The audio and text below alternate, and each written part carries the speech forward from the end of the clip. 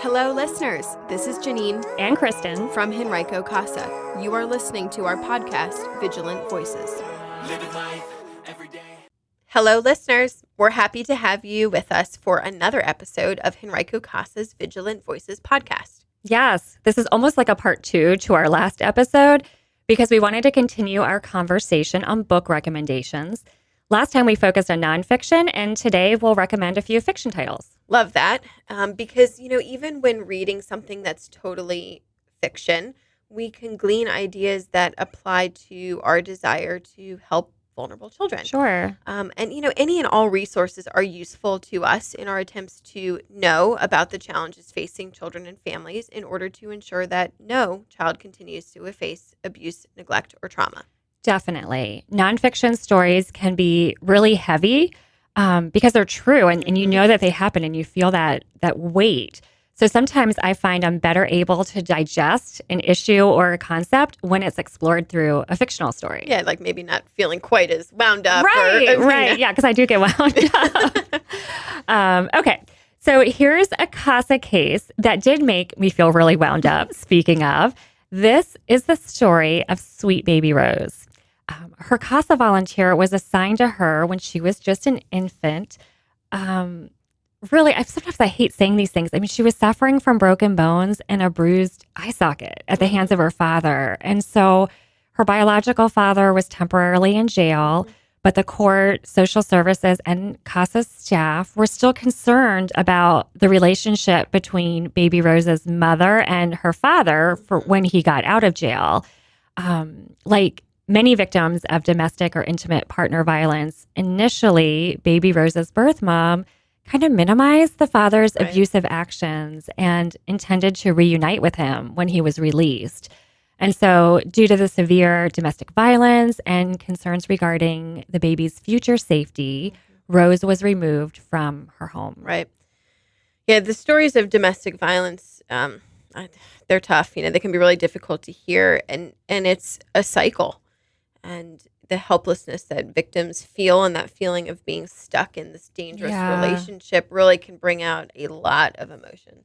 Yeah, it can. And actually, the fiction book that I was going to recommend today is about domestic violence. The book is called Behind Closed Doors by B.A. Paris. Yeah, I remember this because you mentioned you had read it last year and found it really, really good, and you blogged about it. I did. And that reminds me, listeners, you should know that our whole staff has been blogging about book recommendations this summer, just like we did last summer. So be sure to check out our blog for a whole array of books and reflections beyond the few that Janine and I are talking about. Awesome. All right. So back to the book Behind Closed Doors. Tell me more. Give us a synopsis of the storyline and what's going on. Sure. Okay. So the book follows the story of I'm doing air quotes, perfect couple.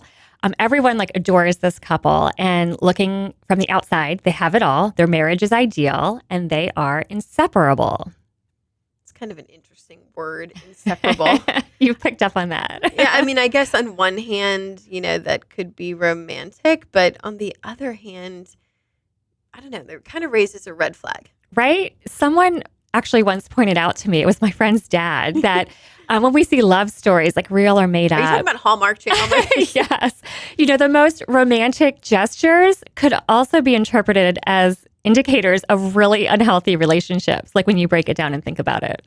So speaking of Hallmark movies, the guy who flies across the country on a red eye to get his girl back. Right. So is that a sweet message of I can't live without you, or is that actually a more concerning, get back here, I'm in control? Seriously. Yeah. So in this book, it's looking at things like that. The husband always shows up for coffee dates between the wife and her friends. And the friends are kind of wavering, is he being controlling? Or is this such a sweet newlywed couple that they just can't get enough of each other?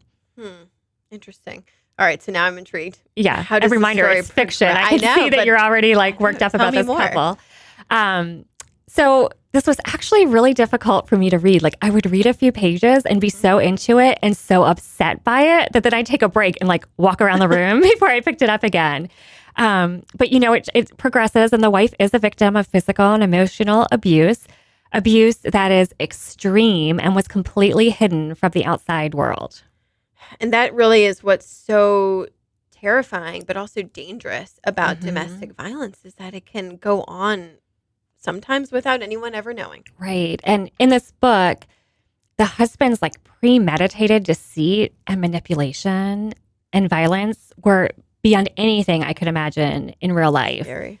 Um, but yet the idea that someone could like so successfully isolate a victim was believable. And unfortunately, it's believable because we do see it in many of our cases. We do. And so how would then you apply this fictional story to real life? Like what was like the takeaway? Yeah, good question. Okay. So I would say that nothing good comes from isolation, Mhm. right? It's the breeding ground for potential abuse. And it kind of was a reminder for me to reach out to people, Mhm. even when the reasons for their isolation may be legit. Right. Just check in. Don't let them slip away. Mhm. And if anything, if something is going on, you'll be there when and if there's a time for them to ask for help. I think that's so true and a great point. And it's actually a point that's often made when I hear suggestions for how to support victims of domestic violence is don't push them. Right. Because it has to be something that they want to share. Right. But when they're ready to talk or ready to leave, be ready for that. Yes, 100%. Okay.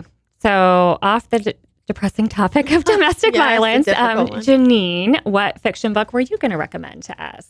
So I have to give a shout out to one of our volunteer coordinators, Stacy, and give her credit for this one because she recently told us about a novel that she read that actually has a character in it who is a CASA volunteer. Cool. So of course, I'll have to check it out. I know I did. I took it to the beach and read it in like 48 hours. Oh, wow. Okay. Well, you can probably weigh in on this too. So it's called Look for Me by Lisa Gardner, which sounds like it's a page turner. Yeah. But listener, this is a mystery with a detective who's working to solve a crime. But the background story is a family with a history of many struggles: absentee fathers, a mother struggling with substance abuse, siblings separated in the foster care system, violence, abuse, poverty. I think we can Yeah, safe to say that this really has it all. it does. And while it is fiction, there again are just so many similarities to the families that we often serve at CASA. To me, what stood out, namely, is that there isn't just one issue a family is typically dealing with. Like they're dealing with more than one issue at one time. Yeah, wouldn't it be a lot simpler if it was just one, Right. one issue? Right. Yep. Nope. It's more realistic to say it's multiple issues that compound and make for a really complex mess with no clear solutions. And what's interesting to me is that there are also many characters who are positive adults in this family's life. Right. So people who care, who want to help. And so, listener, if you've been with us for previous episodes, you know that we strongly believe that the presence of one stable, caring adult in a child's life can make all the difference. Yes. And we believe that because we see it to be true in our work with children who have experienced abuse and neglect. Having a safe adult by their side is a total game changer. But we also believe it because there's data around this. Right. Studies show that the number one protective factor that buffers a child from, these negative outcomes associated with trauma is the presence of that one stable, caring adult. And I remember what Stacy shared is that while there are caring adults in the book, Mm-hmm. the children didn't feel comfortable talking to them. Right. So then, they weren't being honest about what was going on and what was happening to them. Yeah, which is understandable and often true in real life. So much of our work with children who've experienced trauma is the work of building trust. Like Right. that's what we're actually doing, showing up again and again until they realize this person here isn't leaving me and I might be able to start trusting them. Exactly. But, in real life, even when a child isn't talking, there's more that we can do. And so we really work to train our CASA volunteers to observe. Yes. And so, I was frustrated, like thinking about this because, the adult characters were probably missing signs of potential abuse or neglect. I think there was a statement that Stacy had shared that, they would ask the children, how are things, and more dismissive. Oh, I'm just fine. Yeah. I'm fine. Yeah. Like many children do, right? Because Right. they're clearly so scared and they have lived through being let down or hurt by adults who they thought were safe in the past. Exactly. And of course. And so that's why, the adults really, it sounds like, should have noticed and done something, investigated it, reported it. Right. And a friendly reminder that it is fiction. Yes, yes. But, but it sounds like, it was a really good book that you kind of got sucked into the story and the characters. Yeah. But, I do love that about fiction, right? It isn't true, but the stories can still be so relatable, and we can glean inspiring messages from these novels that we read. Definitely. And when Stacy read this, she said it reminded her of the enduring strength of people, which I loved. Yeah. She pointed out that in her role, she sees people strive to make something good out of the worst circumstances. And so in her real life and in this book, it just felt inspirational to her. I can see that. And I love that sentiment, and what she took away.